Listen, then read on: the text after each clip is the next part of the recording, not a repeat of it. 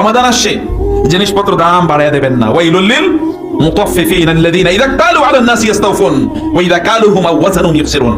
আল্লাহ তাআলা বলেছেন একদল লোক তাদের অন্তরে মরিচিকা পড়ে গেছে, মরিচা পড়ে গেছে, জং পড়ে গেছে, এবং এই কারণে এই লোকগুলো যখন তারা নেয় তখন তারা পুরাই নেয়, যখন তারা দেয় তখন তারা ওজনে কম দেয়। জিনিসপত্রের দাম বাড়াবেন না।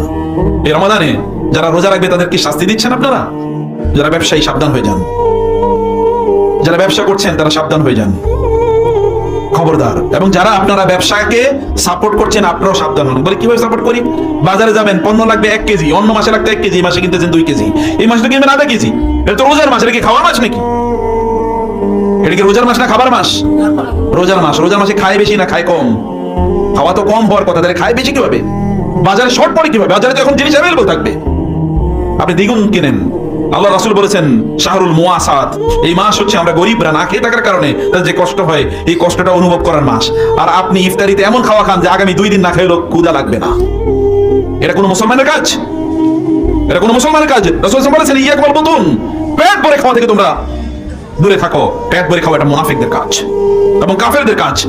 ওমর রাদিয়াল্লাহু তাআলা আনহু যখন দেখলেন বিশাল পরিমাণ গনিমতের মাল তার সামনে চলে এসেছে, তখন তিনি কান্না শুরু করে দিলেন। সাহাবায়ে কেরাম বললেন, সম্পদ পাওয়ার পরে কান্দে কেন?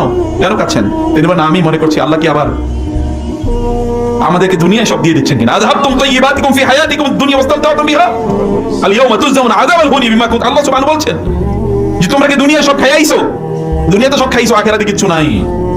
বাজারে হিট কম করেন, বাজারে কম যান, মসজিদে বেশি থাকেন। পৃথিবীর সবচেয়ে নিকৃষ্ট জায়গা হলো বাজার, আর সবচেয়ে উৎকৃষ্ট জায়গা কোনটা? মসজিদ। আর